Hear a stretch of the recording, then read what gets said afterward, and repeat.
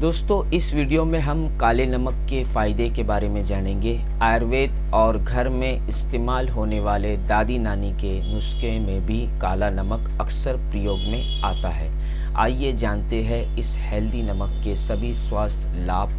काला नमक पाचन शक्ति को बढ़ाता है, इसलिए इसका प्रयोग पाचन गोलियां, चूरन और किचन में बनने वाले अलग अलग तरह के डिशेस में किया जाता है।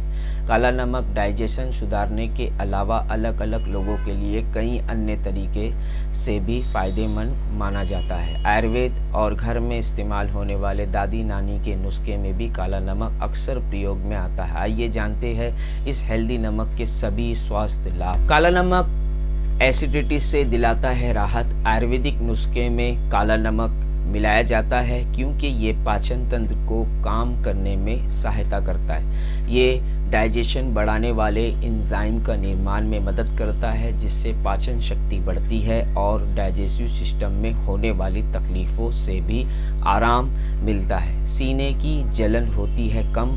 पेट में बनने वाली गैस, पेट फूलने, एसिडिटी से आराम दिलाने में काला नमक असरदार है।